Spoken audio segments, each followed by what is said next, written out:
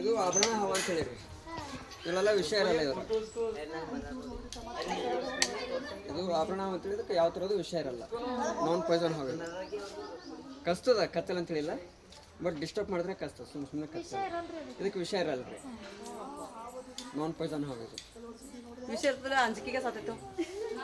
ಹಾ ರೀ, ಜಾಸ್ತಿ ಮಂದಿ ಬಟ್ ಅದಕ್ಕೆ ವಿಷಯ ಇರಲ್ರಿ. ಅದೇ ಇರಲ್ಲ ಅಂತ ಗೊತ್ತಿರಲಿಲ್ಲ, ನೋಡಿದ್ರೆ ಜೀವ ಅಂಜಿಕೆನೇ ಇರ್ತದ. ಅರ್ಧರ ಹೇಳ್ತಿಲ್ಲ, ಧಾಪಿಗೆ ಸತ್ತಿತ್ತು. ಇಲ್ರಿ, ಆಭರಣ ಹಾವು ಅಂತ ಹೇಳಿ ಇದು.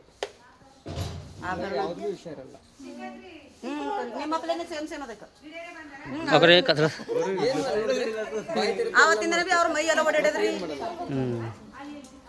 ಇವ್ರ ಮನೆ ಬಂದಿದಾಗ ಹಂಗೆ ಓಡಾಡಿದ್ರು ನೋಡ್ರಿ ಮೈ.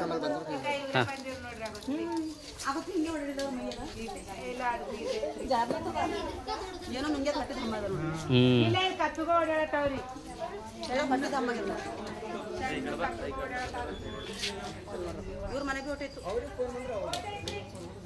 ಅಂದ್ರೆ ಸರ್ ಮನೆ ಬರೀ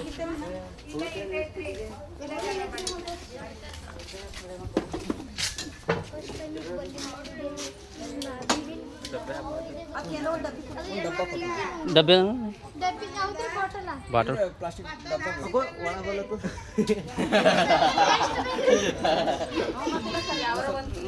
ಸಣ್ಣ ಕೊಡು.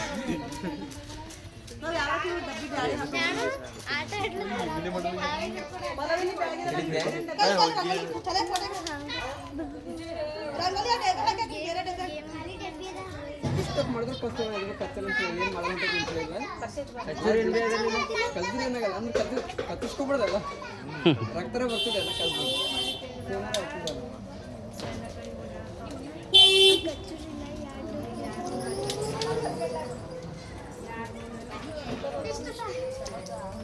ಅದಕ್ಕೆ ಕೂಡಕ್ಕಾಗಲ್ರಿ, ಯಾಕಂದ್ರೆ ದೊಡ್ಡ ಮನೆಗೆ ಅಷ್ಟೇ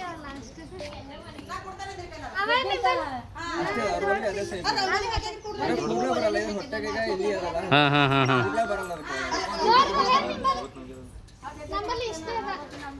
ದಮನ್ ತೊಗೊಂಡಿಲ್ಲ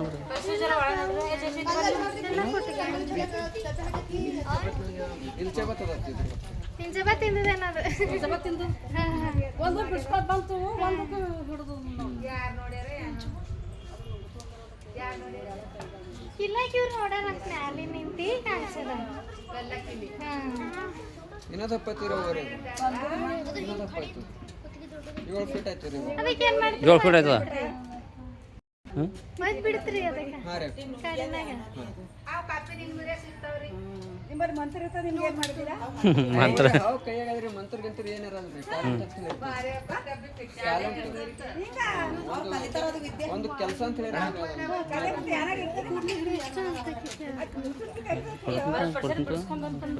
ಡಬ್ಬಿ ಅವ್ರ ಕೆಲಸಗಾರ ಹಾಗೆ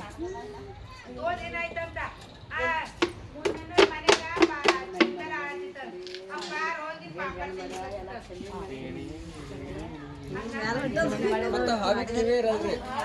ಹಾವಿಗೆ ಕಿವಿ ಇರಲ್ಲ. ಕಿವಿ ಇರಲ್ರಿ ಹಾವಿಗೆ. ನಡಗಿನೇ ನಮ್ಮ ನಡಿಗೆ ಮೇಲೆ ಅದು ಗೊತ್ತಾಯ್ತು ರೀ.